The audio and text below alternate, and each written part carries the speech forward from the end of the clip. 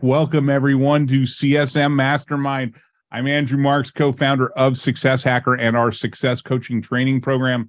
We're back for our monthly live webcast today talking about value realization.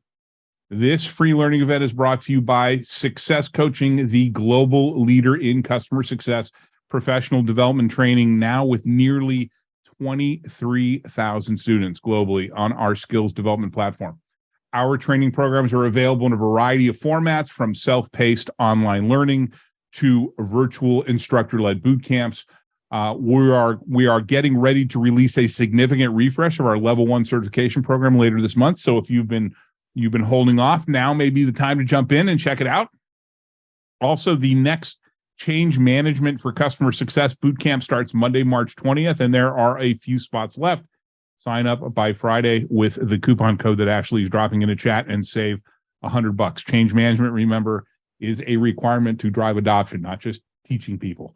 Right? So change management, important aspect in customer success. Find out more about our online learning and instructor-led programs and workshops at successcoaching.co. The CSM Mastermind series is a live and unscripted discussion where we dig into a single topic relevant to customer success, regardless of the company that you work for, the scope of your role, or the sizes of the customers that you deal with. We aim to pick topics that are going to be practical and useful to you. The schedule for our upcoming events can also be found at successcoaching.co. Click on the events tab at the top of the page to find out more. One last thing, we posted something on LinkedIn last week on the top challenges that leaders are facing this coming year. If you've got something to add, if you've got some insight, we would appreciate it if you'd weigh in on that post. Ashley's going to drop that link in the chat as well. A few housekeeping items before we get started. This webinar is recorded, and we will be posting a replay along with a transcription on our website early next week. We will be taking questions later on during the webinar, so please don't be shy and use that Q&A button found at the bottom of your screen to either ask or upvote a question. I will be reading questions based on most upvotes. So if you see something, you want to get that answered, make sure to upvote it.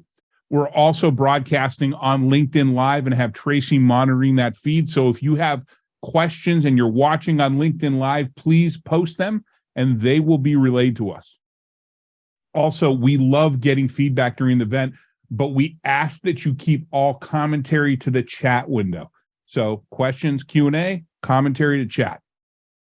There's a lot of thought leadership out there, along with a lot of theories about how to deliver customer success.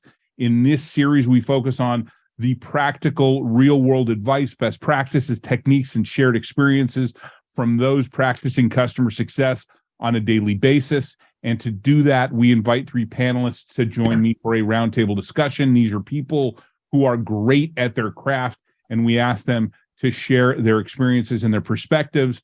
And I've got 3 just amazing panelists joining me today. These are all former panelists, so they know the gig, and they've been doing this for a while.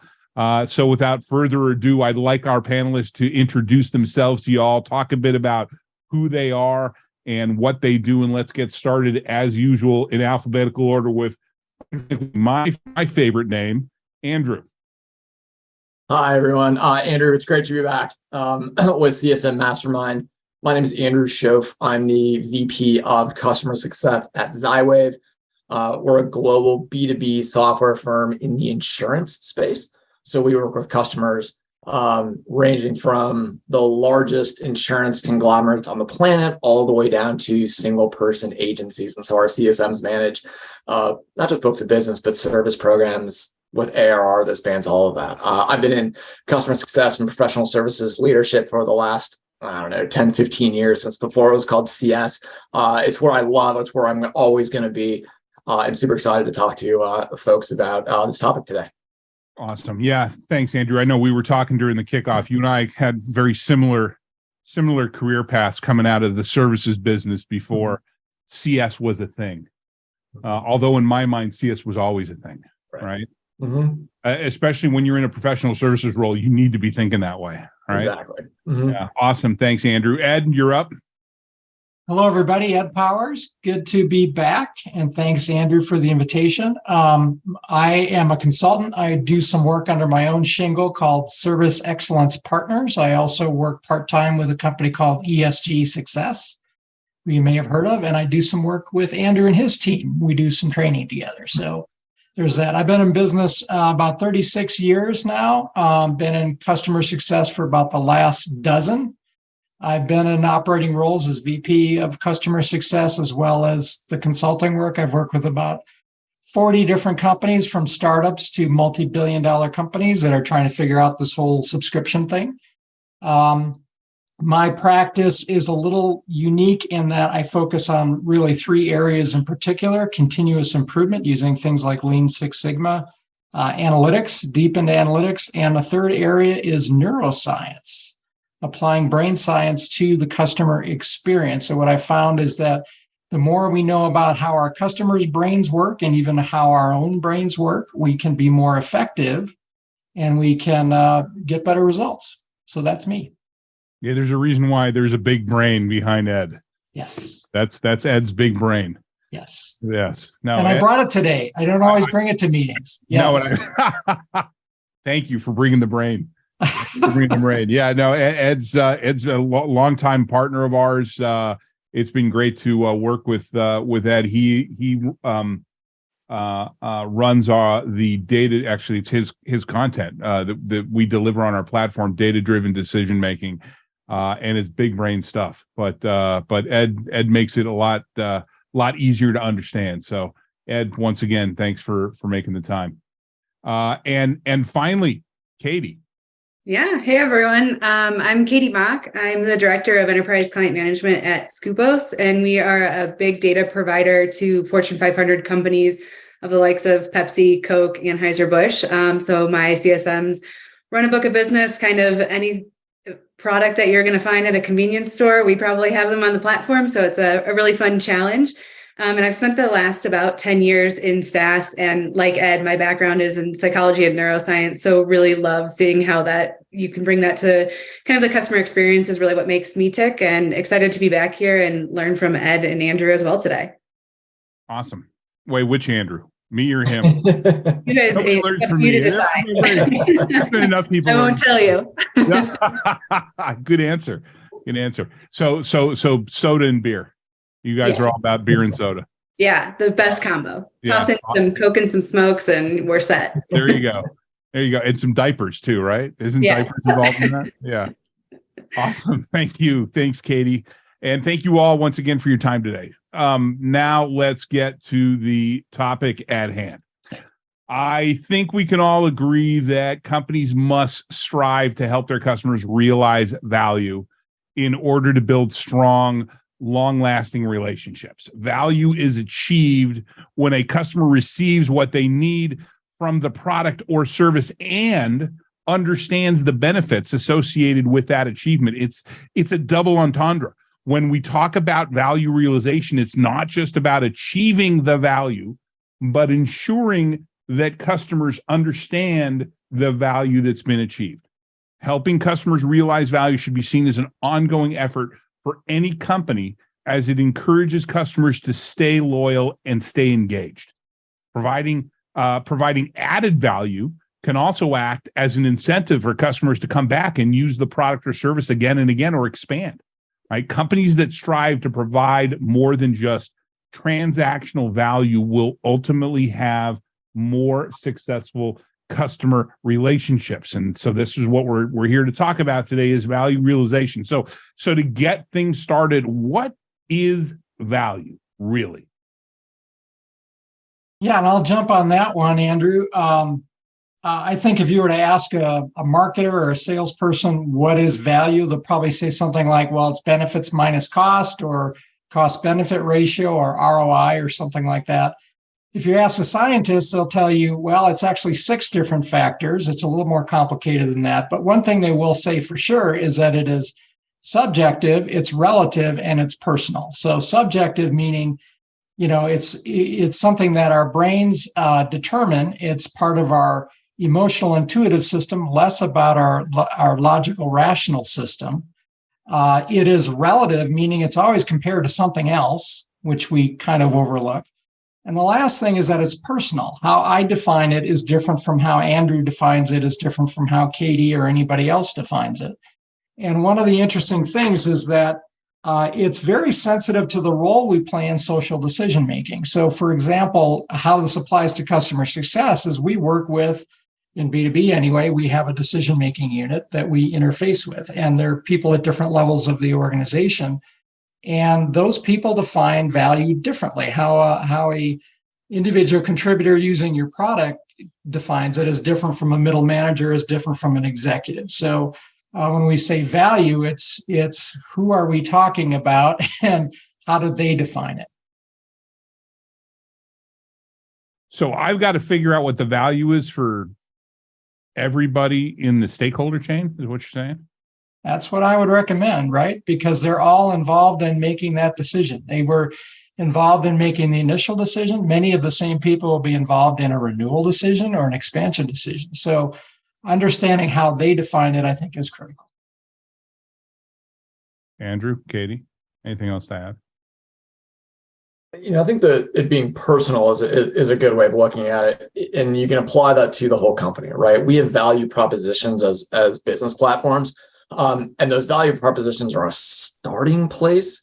But every one of our customers, even if they're identifying with a given value prop, is going to think about it a little differently, and that's incumbent on the CSM to take that premise and go, okay, how does this premise of a value prop apply to this customer, to my customer, what they want to do, right? And that's the sort of charge of every CSM, I think. And if you can start there, then you can start going down the path of identifying what value means to this person, how we get to it, and what does it mean for the decision maker versus the individual contributor versus somebody else, right? But asking the question of like, what problem are you trying to solve? And what drove the business decision? And how does that align with the value prop that our marketing team was pushing out? And so it can get super complicated, but it also starts, I think, with some basic questions. And if you start with those basic questions, you can it leads you down the path of getting that to the differences for every customer. Well, it sounds like it's a difference for every customer. It's a different for every user and every customer. It's different in every level. And I think Ed made a good point too. It is a holistic approach. I think we've all been in a seat where our manager has asked us, what are you finding value in this tool? Do we still need it? I might not be the decision maker, but the decision maker is also taking my input, and we're going to have very different views of what that value is, but it's still being weighed against that decision to renew or upsell or cross-sell into additional revenue streams with that company. But does the usage of the tool drive the outcome for the investment of the tool? Yeah, I think that's one of the rubs that CSMs encounter a lot, is that we think so much about adoption and usage, right? And that's how we evaluate ourselves in a lot of ways. At the end of the day, those activity measures aren't themselves evidence of value. They might be data points, right? But our customers don't buy our tools for a number of logins or searches or whatever that piece of functionality is. Again, they buy it to solve a business problem. So I think when CSMs go to have like a QBR with a customer, and we're trying to have that value conversation, we need to be able to take those good data points of usage, but then frame them in the point of how does that piece of functionality that you're using drive the behavior or the outcome that you wanted, right? And they're not self-evident. And so that's the thing I think a lot of CSMs struggle with. They have to think about is like, okay, how do I communicate using the tool equals the solution that you're going for, right? And framing it in the right conversation, because day to day you're talking to the users, the end users. Yeah, they're logging in, they're doing those things. But if you're having a discussion with the executive buyer, they don't care how many logins there are. They care about, is the solution providing the ROI that I intended? And then you got to make that sort of mental leap. And that can be tough when it is a little bit different, but that's also the fun part for CSMs, right? When they can really, if it's not self-evident, because it usually isn't, really show the buyer that they made the right decision, right? That we helped them do it. So it's the challenge, but it's also, at the end of the day, kind of the fun part for CSMs too. Yeah. So net, there's an effort here. right? It's you just don't show up and throw up. Here are some ideas on the value that you're getting. It's the same thing where you just don't show up with some standard generic quantifications of value when you're building them a success plan, right? It's this back and forth. So what you're saying is we got to do a lot of Q&A with the customers. We got to really dig in. We have to do a lot of Q&A at different levels as well. Right, because the CFO that's looking to borrow money at lower interest rates has that on their mind, but the head of accounting is thinking, okay, well, the way we can do that is through improved cash flow. So we need to get better at our collections. So I need to implement this collections module to support what the CFO is doing. And the collections representative is thinking, oh, geez, a new product for me to have to learn, but it's going to make me more efficient, right? So each of these people have different motivations. Like you said, Ed, they have different, it's all relative. They have different personal motivations, but they all feed into one another and to achieve different angles of value. Yeah, and I like what Andrew said about that. That it's you go to market with a value proposition, but you still have to translate, right? I mean, you're not starting with a blank piece of paper. You kind of know why they're buying, and your salespeople should know why they're buying, but you got to connect the dots, right? It is how do these specific people define it, as Andrew said, and then how does this activity that users do affect a process, which then in fact rolls up to a business result. That's the connection that I think CSMs need to make. Yeah. And I think it kind of flows almost, if you think about it like as a pyramid, and kind of to Andrew's point, like you buy it for a value prop, right? Those are going to be the table stakes. Is your software doing what it said it would do? And then, is the functionality there? Is the ease of business there? But where the CSMs can really have an impact and really be driving that value is when they get into those individual goals.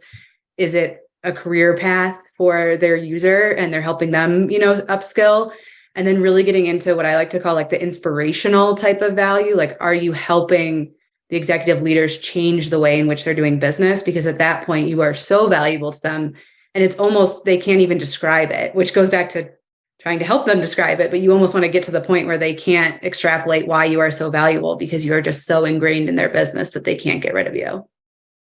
One way I think it's helpful for CSMs to look at, and we always talk about this, is like part of CSM's job is to make the user look good to their boss, right? Yeah. And if you can just help them be like, okay, if you know what this person, how does that person go to his boss and go, all right, here's what the things I'm doing. What does she want to know? If you know that for every person, then you can you're sort of necessarily getting up that sort of value chain. Like, okay, this boss wants to see these things, or let me help that person communicate that up, right? It's just one way of sort of actioning on like, how do you identify that? And you can usually get some pretty good advice, but like, what is your boss?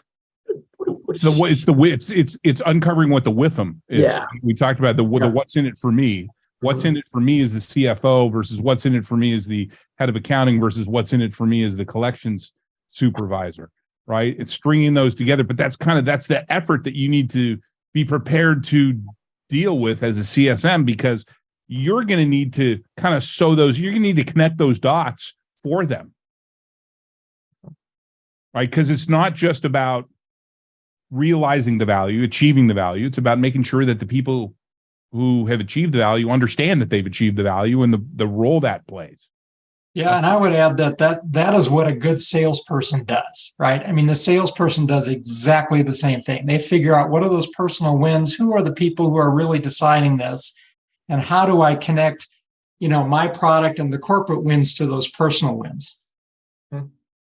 Yeah, I also think along that line, a good CSM looks at value, and this is sort of a bigger point, that like, there's no one like aha moment of value. Like it's a continuum like everything else. And so I think a CSM can set this up of like, okay, what are the intermediate pieces that show that you're driving value here, at a former, place we call that our confetti moment. What are those confetti moments of like, when you do something really good, and like, you'd be surprised how many customers are actually getting value from the tool and don't know it. And don't share it. Don't And communicate. don't share it, right? And so it's part of the CSM piece where it doesn't have to be this one big megalithic conversation.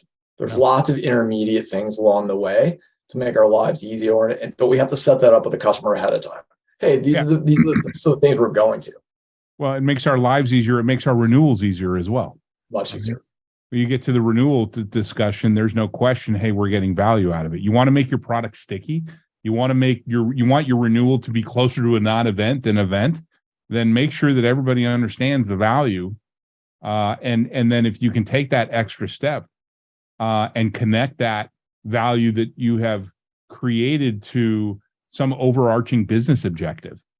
Hey, you wanted to borrow money at a lower interest rate, which was one of the business objectives you set out with your board this year. Well, guess what? Our product allowed you to do that. And everybody in that stakeholder chain needs to understand that. Hey, so just a reminder, if you have questions, please use the Q&A functionality for those questions.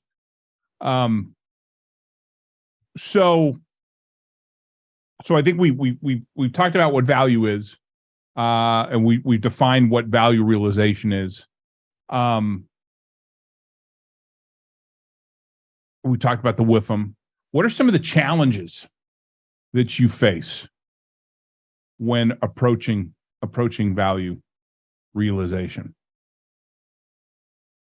Well, I'd jump on that one. A lot of times, and we probably all have had this experience, is that we say, well, what does success mean to you? And people don't, or, how would you measure that? And people really struggle, right? You go you go to your doctor's office, you have a pain. You don't know the details of that. You just know you're in pain, right? So part of what I think a challenge is to be able to help customers when you do your customer success planning to really understand and to assist them to provide suggestions.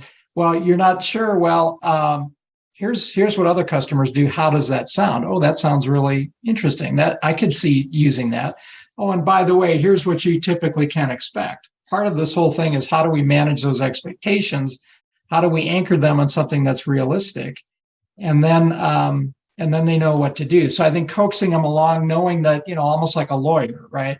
Lawyers, the cardinal rule of lawyers is they never ask a question they don't already know the answer to, right? And they guide people through it, one step at a time. So in a sense, that's a really helpful skill for CSMs.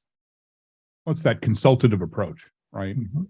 We're going to ask a bunch of questions. We're going to kind of lead you down a path, but at the end of the day, you need to make the decision. Right. Yes. So I'm always a fan of, you don't show up with, for example, one element for them to consider. You show up with a couple elements for them to consider. Well, we have some customers that look at success this way, and we have others that look at success this way. Which one resonates more with you? Something that we do in our kickoffs too, which is a little bit opposite of Ed's, but I do have the answers in my back pocket. So I'm not going in completely blind, but I'll always encourage my CSMs to have a pretty blank slide in there that is talking about their goals and walk the client through, like, we know you talked about this with sales, but we'd like to hear it from you. And it can get very awkward and people don't like silence. But having them kind of sit in that moment and really think about it, they're going to start to give you little tidbits that you can then help build off of it. So again, if you have it in your back pocket and they say a key word, you can double click into that and say, okay, our clients sometimes use this. Does that resonate? And start kind of building off of it. But being okay to be in there and sit uncomfortably, because otherwise the rest of your time with that account, you're going to struggle if you don't know what they're going towards. So sometimes it's worth the little awkward pain in the beginning to get them to start talking. Silence can be very powerful. It really can. I think to Katie's point, one of the challenges that you often see in the SMB space is that customers don't always know what their value is. Yeah. They're like, well, what are you looking for? I don't know. I want it to be more efficient. I want to save money. I want to save time. Like, okay, great. Those are valid, but help us understand what exactly that mean. And they don't always have those answers. And so that can be tough for a CSM where, they can't give us a hard understanding of exactly what good looks like, which is what, I think what Katie's talking about to Ed and Andrew as well. It's like, okay, then how do we then coax it out and how do we put forth, hey, okay, then, here's what best practice might look like, or our best customers that look like you generally see these kinds of outcomes and these type of things. does this work? So you have to be able to kind of have those things in place to lead them through it. Otherwise, that's when you get in a bind where you're not pushing them down a path and they're not pulling you down a path. That's where the CSM, I think, really has to step up and go, okay, well, then this is an opportunity for me to kind of lead them in a direction and figure out just through Q&A and digging like what works for them. And so having reference data, sorry, go ahead, Katie. Oh, sorry. I was gonna say a lot of active listening in that, because you can pick up a lot from what isn't being said as well, or what they're grasping onto, what they're asking questions about, where they're tapping in with you, what they're saying. And those are going to be some of those like career conversations when they start talking about like what they do in their day to day. You can start picking out. It's very easy to tell like what's going to impress their boss or like what they're thinking through. You can kind of latch onto those, and then you can start surfacing some suggestions of where they should dig into and what you should track. And the more that they latch on, the more you're going to know how you're aligning value with that specific person or team. Yeah, a lot of active listening, a lot of open-ended questions. You need to show up with some reference data. You want to show up with some similar, relatable situations and their results. Basically, you need to be prepared. Yeah, and one thing to build on there too, Andrew. Back to the first comment about value is subjective; it's not objective. So it's important that we try to get to metrics and measures because we want to be able to prove things empirically. Yep. But at the end of the day, that is the supporting argument. That's the justification for renewing, the justification for continuing and expanding. Ultimately, it's about how they feel about it, right? And it's making that connection first. Oh, and by the way, we have some proof, right? And you need to think about it that way. The open-ended questioning, understanding what is important to me and responding to that. You listen to me, you care about me, you're starting to build that emotional attachment, which ultimately trumps everything. Yeah. But you need both, right? You need the subjective and the objective.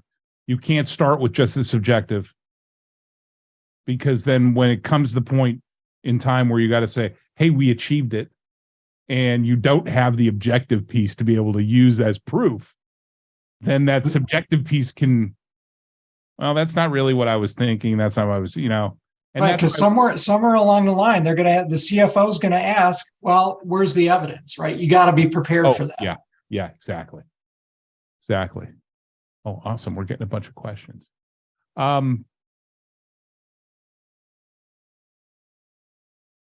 Before we get to the questions, we're going to jump to here in a second.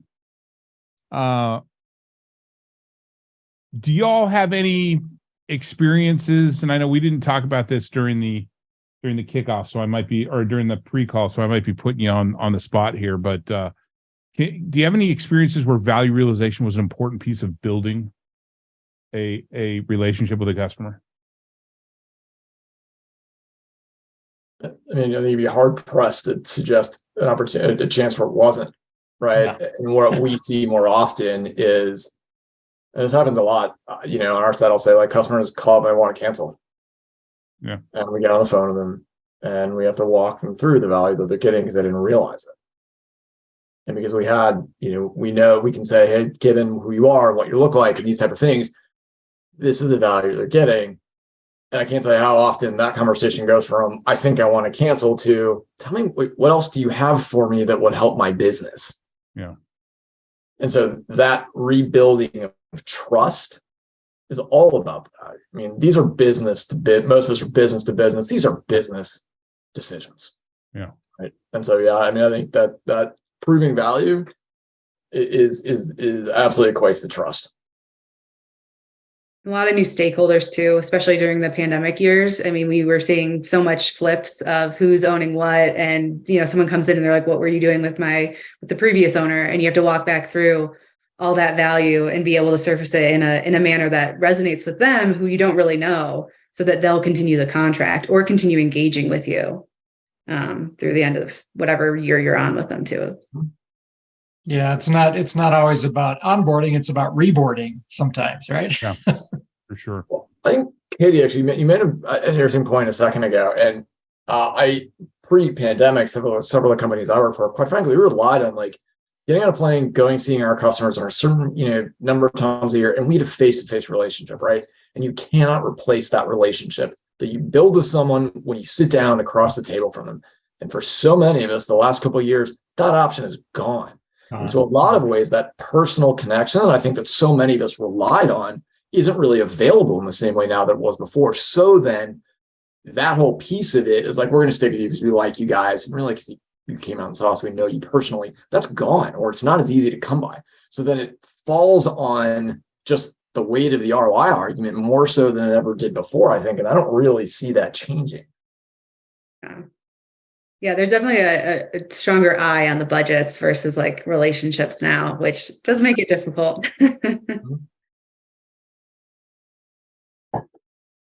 I had a situation with a large bank where we had a bunch of software that was shelfware, and we were analytics BI.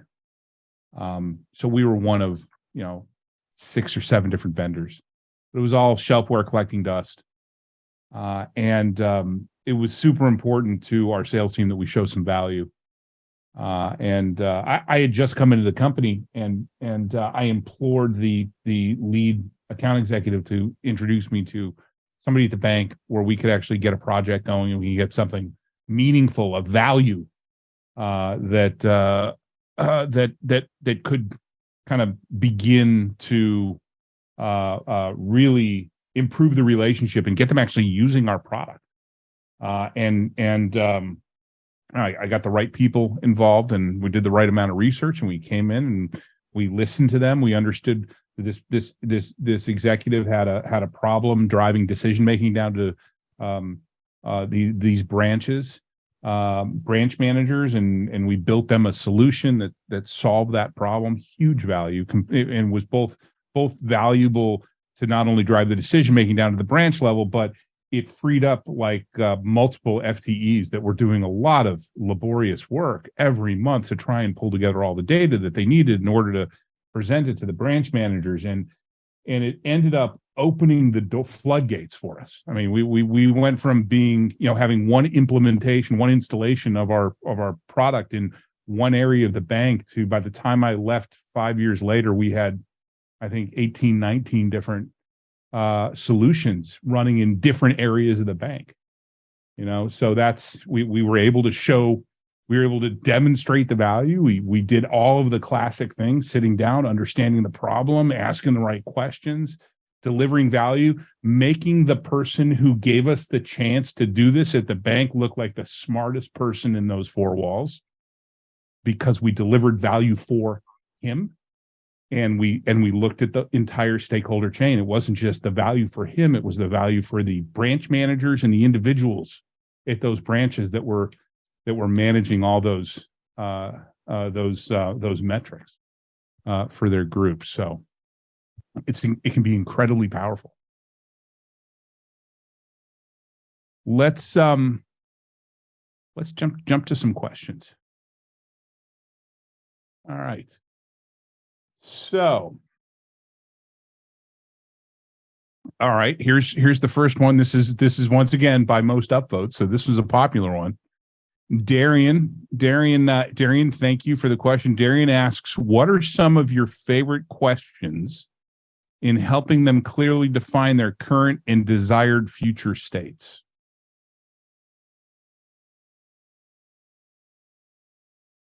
Yeah, that's a good one. What always seems to get it started is what does success look like to you, and then be ready with, how do you know? Put yourself, 6 months from now, how do you know that you've solved this problem, right? And that tends to get them focused on what's the evidence. What are some things that we could point to? What am I expecting here? I also like to ask them what failure looks like. So you kind of have a clear guideline of, if you're in the red, this is what that's going to look like too. That's a great question. Yeah. One of the questions I like to ask, it kind of gets into mindset, is if you 2x the revenue, what breaks? Right. So one, as we help you get to a much better state, 2x the revenue, what doesn't scale the way you operate right now? And that usually kind of gets them thinking in a different mindset too, but in a positive way about, success, what we have to change over time, long-term partnership, that kind of thing. But it's kind of a fun question to ask. When you're a lot more successful, what's going to have to be different? I like that. of course, tell me about how you're doing it now. Yeah. Walk me through what's happening now and poking holes in, okay, I understand why you're doing this and why it's not working. I think it's okay to ask, like, what didn't work with your last vendor. It doesn't necessarily mean you're saying bad things about it. I'm like, all right, just tell me what it was that drove you to leave. That, you know, I don't care who it was. No. But just help me understand what wasn't working there. I think that's a fair thing to ask. Mm-hmm. I think it's an important thing to ask. You know, it's a new vendor. It's a really important thing to ask, right? Because that's where you can expose. You expose. Okay, was the failure driven by the vendor? Was the failure driven by misset expectations? Was the failure driven by the lack of functionality? Was the failure driven by customer resources, for example, not necessarily, doing what they need to do, because it's a partnership. It's not, one side doing everything. Yeah, lack of change management is one of the biggest ones right there. Yeah. Anything else to add? Any other questions, favorite questions for Darian? Awesome, Darian, thank you.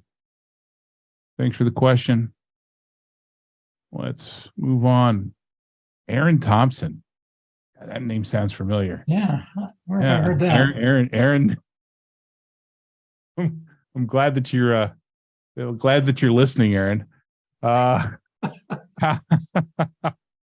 So Aaron asks, how can we do value quantification and then deliver it at scale in a low, no tech touch model versus high touch? It looks like, Andrew, you want to jump in on this. Yeah, I'm actually really glad somebody asked this question. This was not planned, by the way. It was not planned. I came into this, Andrew, and I was like, we should have talked about this in pre, because I'd love to discuss this. So I'm really glad to see this pop up.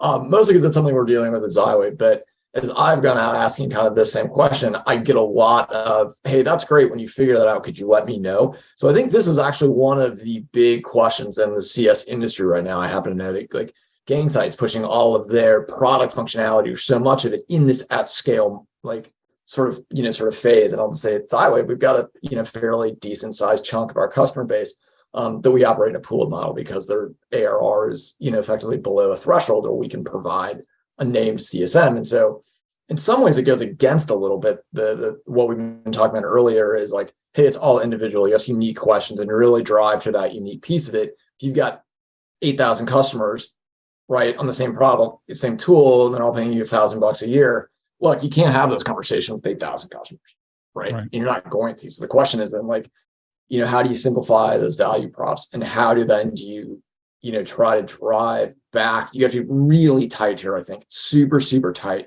with your sales and marketing staff.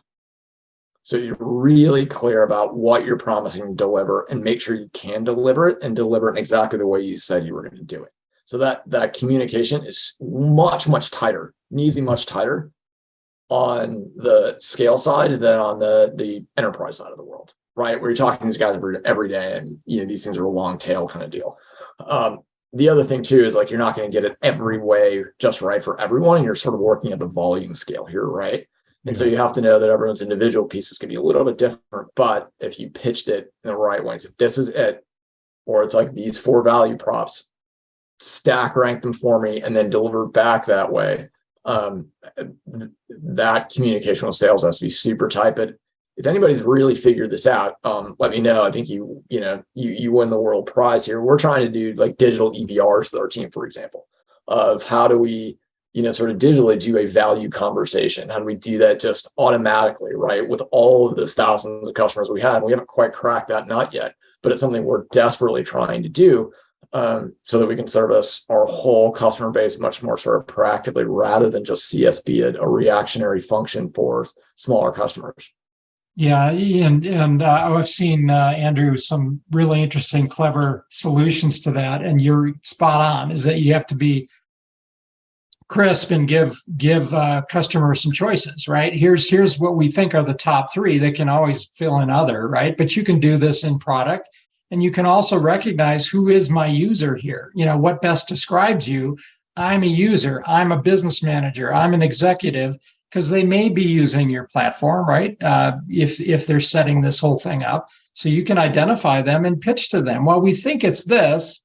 And if so, click here. And then now that drives your automated EBR and even your measurement. And the other is pretty helpful too, because you can say, I keep seeing this one a lot, right? So let's change our messaging here. Let's change how we're measuring that.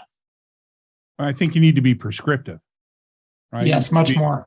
Prescriptive, much more prescriptive. You can have some choices, but it's like a choose your own adventure book, right? There's only so many ways that you can go, right? And in most cases, a lot of cases, unless you are even if you're a platform play, like business intelligence, where you could have 500 customers with 500 different implementations, you still can get prescriptive, especially for your low touch, lower value customers, where you are going to want to have a low touch, no touch type of approach. It was something that we envisioned when I rolled out customer success for Intact, which is one of the early success teams. We envisioned, we never got there, but we envisioned this idea in Intact's accounting package. We envisioned this concept where the customer would show up and they'd swipe their credit card, and then we'd say, okay, what kind of business are you? It'd be this configurator.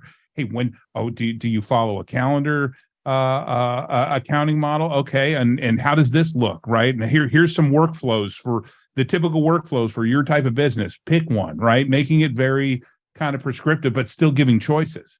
Right. And I think it's the value piece. Right. Yeah. And I think it's really important to remember too, is that, there's a spectrum here, right? You have, on the one hand, you have everything's completely custom. On the other hand, it's completely standard. Yeah. But there is clustering that happens, right? So identify what those use cases, those applications are, and use the clusters, because it's not an infinite number. It's not an infinite number, and you're never going to cover 100%, right? There's always going to be outliers. Mm-hmm. Right. But we're not looking to cover everybody. It's just, that's not realistic. Yeah. The other thing I'll say about scale, the fun part about scale is that you can test the heck out of it. Yeah. Right? It's not like you have 4 customers. If you've got hundreds or thousands of customers on this, great. Like, do not be afraid to test and see what kind of responses you get. It's going to take you a while to figure it out. So I think that's the exciting part of the scale question to me, is that you really can test a lot of it. It doesn't take you a year to figure out if you have the right thing or not. Yeah. Mm-hmm. I think it's also important to remember that even in your scale clients, like the expectation setting that you're doing there is going to build the foundation for your enterprise clients, because you are going to have those end users that you really don't talk to, that if they were on their own would be in your scale bucket. So you can have some of those low touch, no touch pieces helping your enterprise accounts and getting your CSMs to focus on the executives, the senior leadership there, and not the smaller kind of roles and ICs there. So it's really helpful to have that testing ground, as Andrew mentioned. Awesome.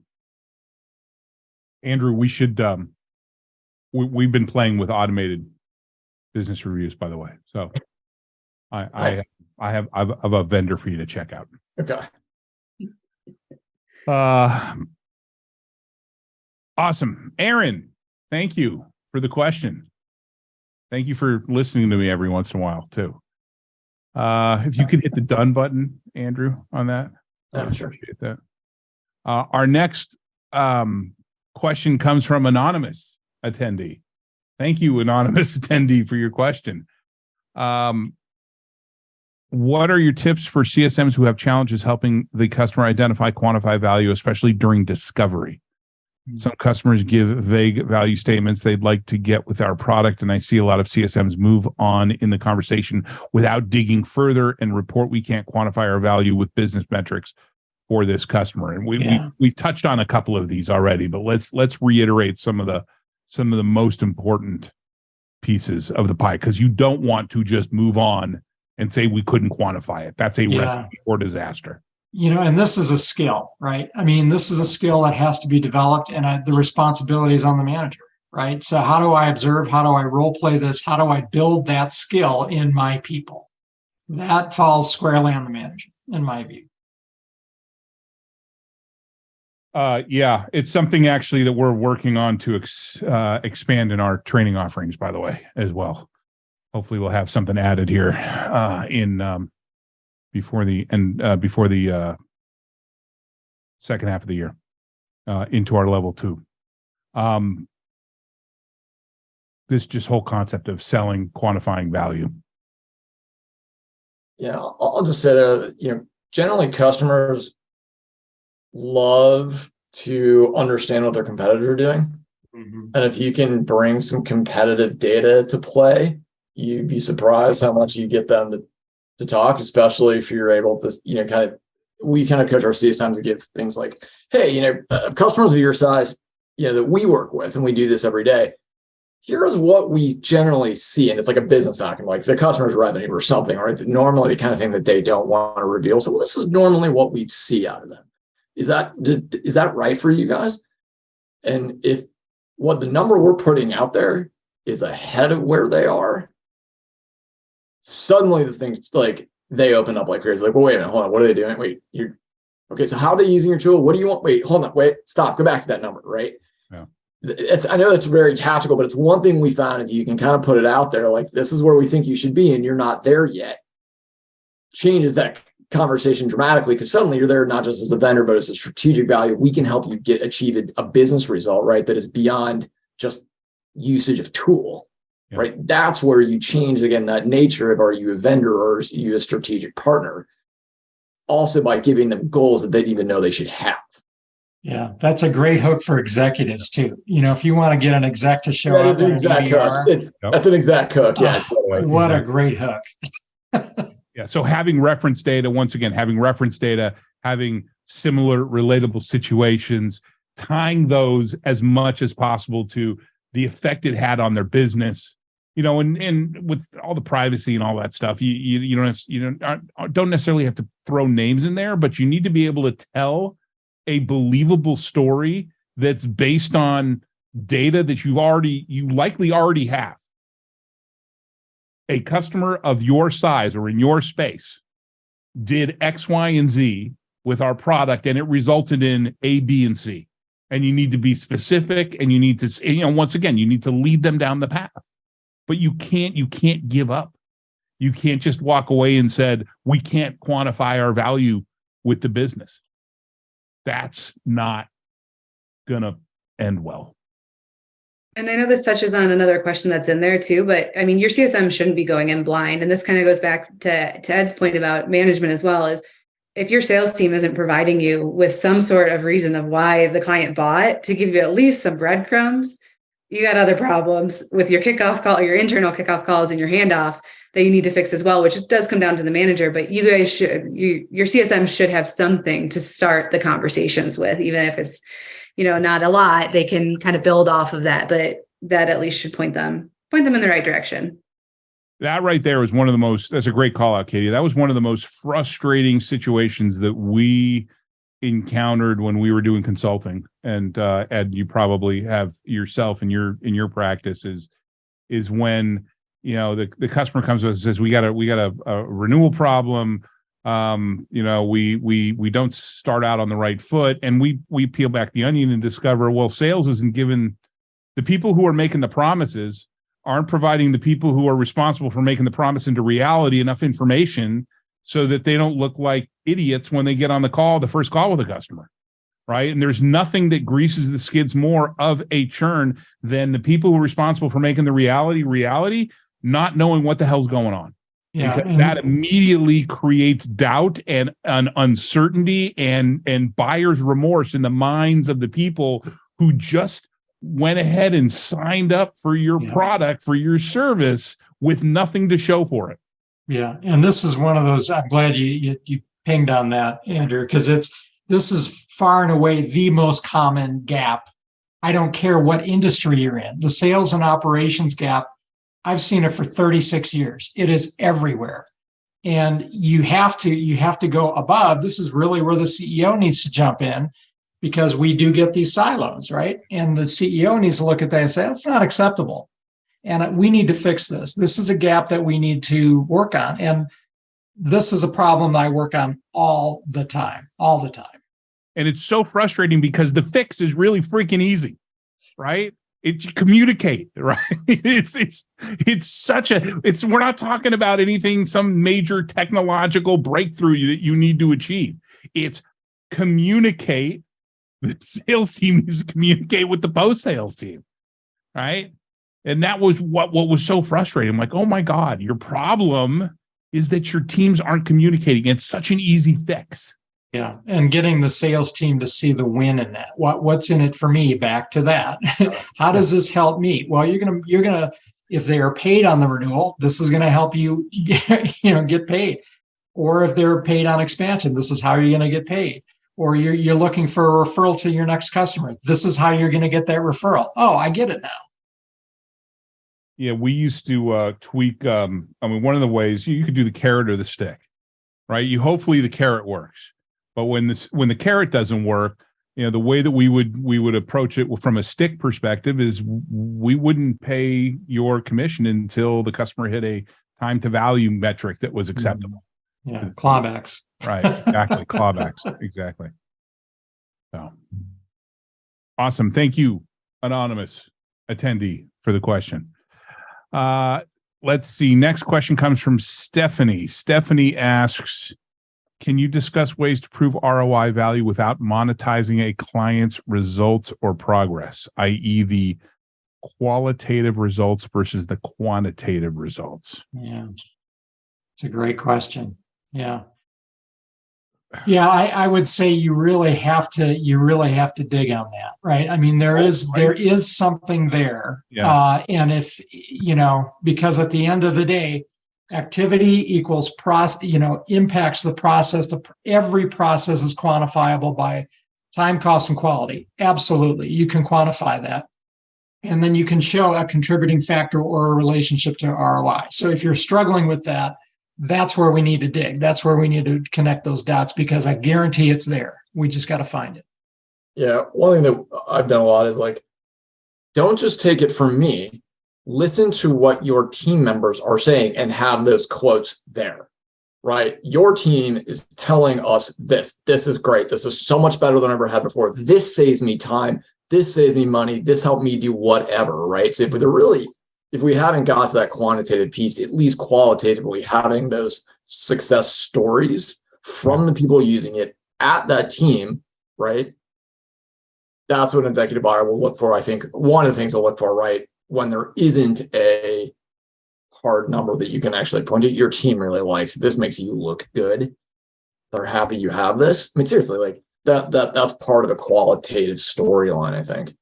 Yeah, but at the end of the day, though, I mean, it's still, I don't know, it's still risk.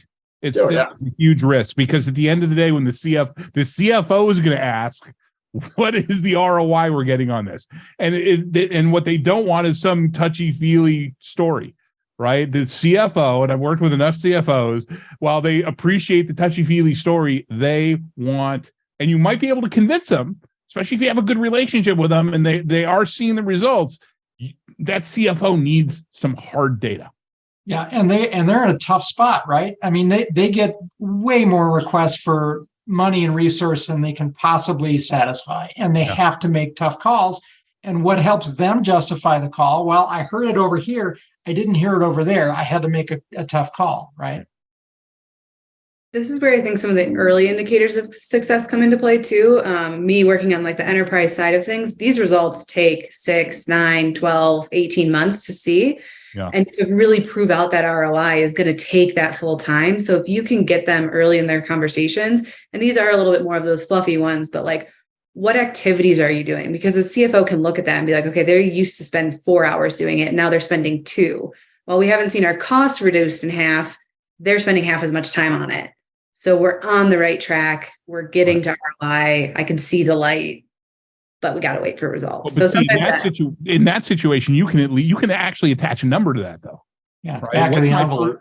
Yeah. What's my fully burdened cost for this person? Okay, so what's my hourly rate for them? Okay, well, guess what? We're saving X amount of time on this activity, right? Which translates to this much cost. Yeah, it's a bit of a reach, but it's still something. Better than nothing. Exactly. Step in the right direction, at least. Exactly. Just reminders, we're closing in on top of the hour. We will stick around for for about 15 minutes past the hour, continuing to answer as many questions as we can. So if you can stick around, stick with us. If you can't, the recording as well as transcription will be up on our website early next week, and you'll be able to review what you missed. Awesome. Thanks, Stephanie, for that question. Next question comes from Brian. Thank you for the question, Brian. Brian asks, how often, when helping larger organizations with value realization, have you found that the need or value has changed during the early stages of adoption? How do you define benefits with evolving, changing needs? I can jump in on that one. Yeah, go for it, Katie. I get it all the time on the enterprise side of things, because a lot of the times our buyers are not the same people as our users are, but they're still all involved in continuing decision making. So we spend a lot of time during the kickoff call when we're finding new users going back through that same process. What are your goals? What is your value? All of that good stuff. And then marrying that with what the executives are looking for. So reporting on both of those, trying to tie them in both, and kind of prioritizing with all of the different stakeholders that you keep getting and bringing them back in those QBRs to say, hey, here's what we're focusing on with this team. Here's what we're focusing on this team. And here's our top 2 or 3 overarching goals from both pools. Does that make sense? Does this resonate with you guys, or do we need to change it? And sometimes those change, especially during the pandemic. We saw so many shifts, especially Scubo specifically works in the convenience retail. So think of 7-Eleven and across the street space. So you know how much those spaces changed through the pandemic. One day they were everyone's grocery store. The next day they were back to your stop at work. So our clients' priorities also shifted, and we had to be very transparent with those clients and very transparent with the stakeholders. Sounds like your business goals have changed. We can still help you support that. We're going to shift what we're tracking from these KPIs to these KPIs. And just having that really, really open conversation with all the teams involved, so everyone kind of knows what page you're on. Andrew, Ed, anything to add?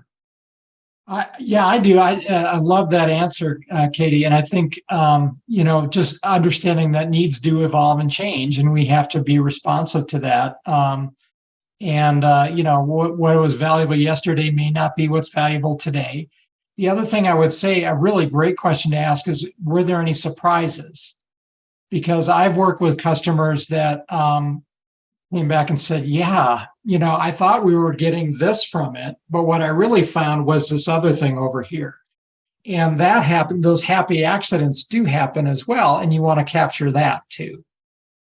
Yeah, I think where we see this a lot too is in the age-old issue when you have a new economic buyer, right? And that person now, then her priorities are shifting, right? And so now, and that even means suddenly, do we have a risk? Are we even as valuable as we report? Are we already necessary, right? And so it goes back to then that discovery of okay, what is really important here, right? The questions behind the questions, and really just being willing to kind of have that uncomfortable conversation a little bit. If you think we're not as valuable as we were before, and sometimes it's better just to go in and say, let's just understand where we're coming from here, right? I'd rather know a year in advance that I'm really at risk rather than kind of tiptoe around it and then figure out a month before the renewal that, yeah, we're out of here, right? So I think there's an element of being willing to be vulnerable here and expose a risk and say, hey, let's just have an honest conversation, because then you've got time to address it. Yeah, well, that's not just an element; it's critical. You can't be in this role if you have a problem having uncomfortable conversations, right? You need to be willing to have uncomfortable conversations, right? You can't let something like that fester, because it's not necessarily. It might get better, right? But there's a much better chance that it's going to get worse, right? And then you're sitting there wondering at renewal time why they're not renewing, when actually you could have asked that question much earlier on in the life cycle and averted that disaster. Hope is not a strategy. Hope is, yeah, exactly. Neither is ignoring the signs. I don't ignore the signs of risk. Brian, thanks for the question. Next comes from Tia. Tia asks, which areas of value determination are on sales rep and which are on CSM? Mm-hmm. Yeah. Isn't that it depends? type of? Well, this is a great question because, salespeople, they pitch the value proposition. They're looking for alignment, but they're going to spray and pray a lot here, right? They're trying to find something that will resonate, but they're not going to get specific. I think the job of the CSM is to really tighten that up. What does success look like? How do we measure that? What are those goals? That's what I'm working towards, right? That's the difference between sales and customer success is they don't necessarily want to be specific. They want to get just enough to get the deal done and to resonate. But, I don't hold me to anything here, but that's exactly what you want CSMs to do. Yeah. I think it's also on sales to call out if things are significantly different from the sales process to that kickoff process. So if those goals significantly change from what they heard, I do like when our sales reps will come in and say like, hey, so-and-so, like, that's not what you told me during our process, or like that seems like a different goal than we had. So the CSM isn't trying to kind of deliver on what sales said was the value, only to find out that the value has changed. Yeah. I think it's really frustrating when you've got like the Wild West of, you have this great, kickoff, TOI call their sales rep, and he's like, what the customer wants. And one customer, they're like varies like wildly, right? And that's where I think you have to look at your go-to-market teams. It's like, all right, look, there's a limited number of these like value props, and you got to lead them like down this pathway, down path A, path B, path C, it can't just be this, all over the map. Again, Wild West. That's when it's super hard. So that's when it goes back to like, again, discipline of the overall go-to-market teams to kind of have a common alignment here. So the CSM and the transfer call go, oh, got it. Yeah, I know it's this path. These are the permutations of it. Cool. I know where we're going with this. And I can now go that layer deeper. Right. And that's where sales, CS, marketing all have to get alignment on that piece of it. Yeah. And nothing saves a bad deal, right? Nothing saves a terrible fit. Good luck with that. Better is to let it go. Better to walk away and get away from it. Because once you'll just spend all of your time and money trying to get it back, and it's just a waste. And that's why you got to have these discussions at the kickoff call. I'm going to validate what I understand. Let's make sure that nothing's changed, right? Because if something has changed, then you got to say, wait a minute. Mm-hmm. If your sales team isn't on your kickoff call, we got to stop this right here and now, right? Better to have that conversation, better to reset those expectations right at the start than be going down a path and have somebody throw up their hands and go, wait a minute, that's not what I was expecting.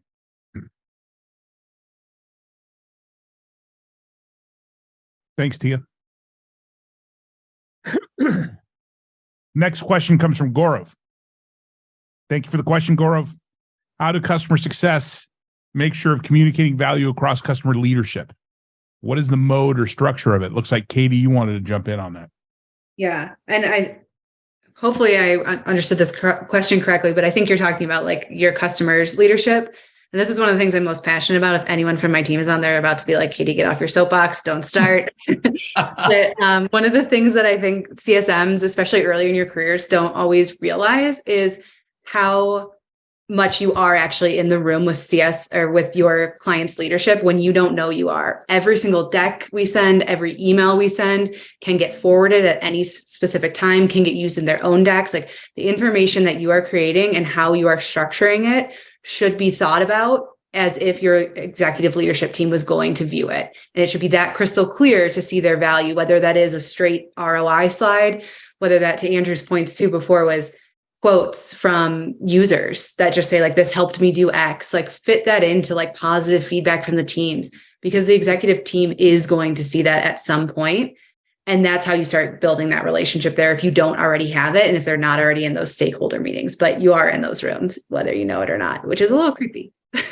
Yeah, we absolutely hammer our CSMs on both in the enterprise and the small side. I think the most important exercise is like a really well done org chart. It's not just who reports to who, but what does each person care about? What are their metrics of success? Who are the influencers in all of this? They may not report to someone else, but they influence that person. Knowing that and having a strategy for that is super critical. And part of the strategy is how often am I talking to that person? That should be a KPI that we track on the CSM side. Like how often per this customer size are you talking to the executive buyer, right? Do we have a relationship with her? Do we have a relation with the different folks who influence that person? you cannot, and again, this goes back to like the product itself isn't using the tools and evidence of value, right? And you have to be able to communicate with the right level at each of those levels. What does the person want to know? How do I give it to them? What is the channel that I use for this? What's the escalation pathway for that customer, for that person? Because it's totally different, right? Who are the people in that comparable role? There's a lot that goes into that. I think you can't underestimate that importance of understanding the roles of the different people in your customers and working to them uniquely. And I feel compelled to throw this in there. It's not about the quantity of times that, the quantity of talking to that individual, right? It's more of a sign that you're connected to them, right? So what I don't want CSMs to think is, well, if does activity equate to value, right? Right. It's the quality of the conversations you're having. And I don't, while I agree with you that that's something that could be valuable to be monitored, definitely shouldn't be something that you're for example, comped on the number of calls this isn't a sales development role. Yeah, right? It's malicious compliance is what you're talking about. Exactly. No, I called them and left a message. Right. That's not, it's not the quantity, it's the quality. Awesome. Thanks, Gaurav. You could hit that done button there, Katie. Our next question, I think this is directed at you, Ed. Where can I learn more about the neuroscience behind CS? Actually, Ed or Katie. What have you got? Yeah, well, I got my blog is really handy. I got a ton of topics in there that explore that. I post a lot on LinkedIn, so connect to me or follow me on LinkedIn. Every week I'm putting something out there. And then I'm actually building some new educational products that will talk about this. Yes, you are. So those will appear shortly on Success Coaching. Katie, anything to add? I was going to say go to Ed.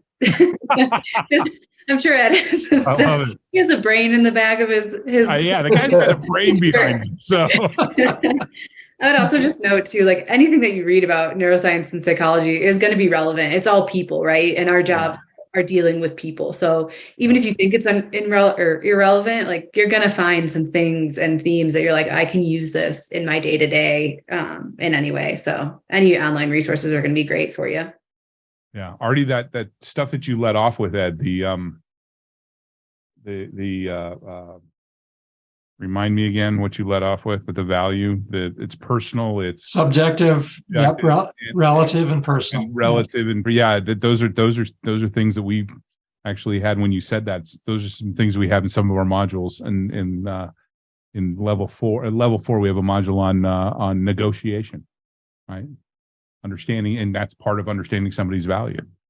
So awesome. Brian, thank you for the question. Garner asks, how do you navigate communicating to internal R&D product management on creating value through new functionality that is not on the current product roadmap? Mm-hmm.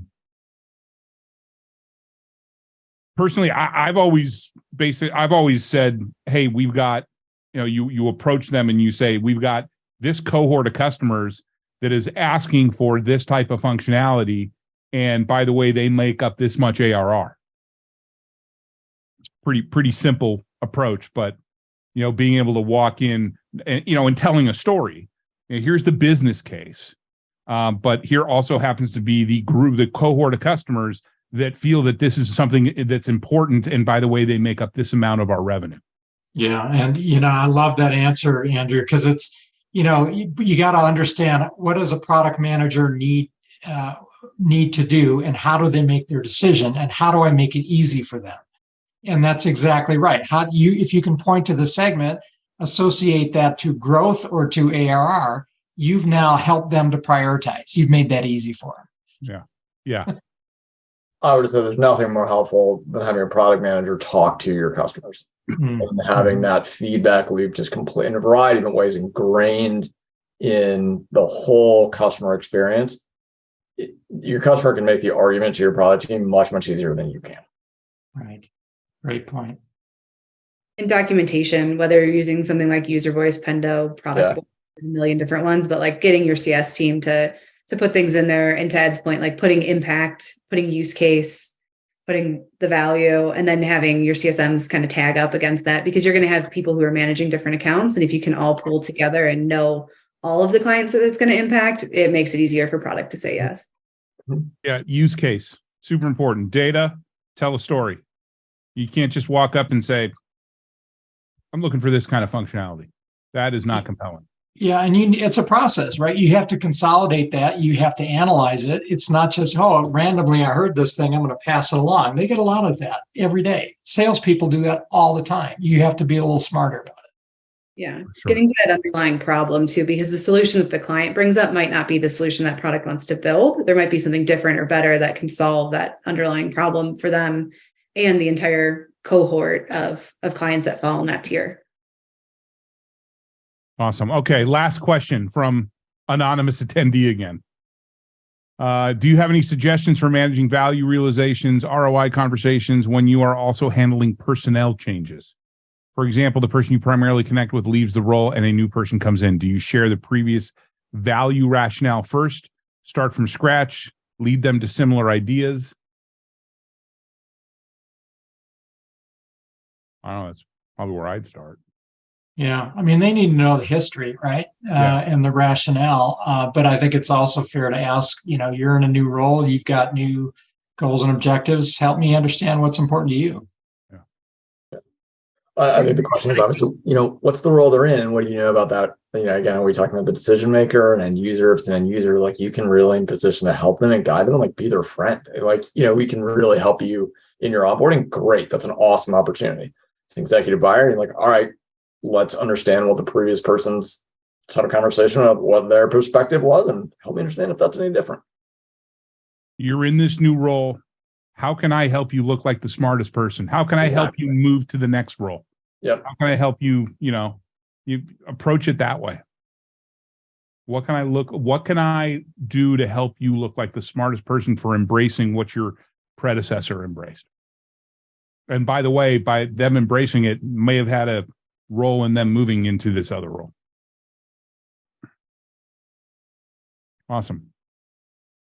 Thank you again, anonymous attendee. All right, we're at the end of our time that we've got for today. I think it was a great conversation, but it's not what I think. It's what all of you think. So please let us know by posting your feedback on LinkedIn and tagging either myself, our guests, or Success Coaching. I want to thank my amazing panelists for spending the time with us and for the ideas, thoughts, insights, and best practices that you shared. One final note, great CSMs know that they don't have all the answers, but they know where to get them. That's why we created CSM Mastermind, to harness the knowledge and experience of the community to help improve everyone. We hope to see you again at our next event on April 19th, when we'll talk about connecting the dots between desired outcomes and corporate objectives. So taking what we talked about today a step further. Until then, make sure to make this space for yourself and your mindset every single day, and have a great rest of your day, week, and month, everyone, until we see you again. Thanks, y'all.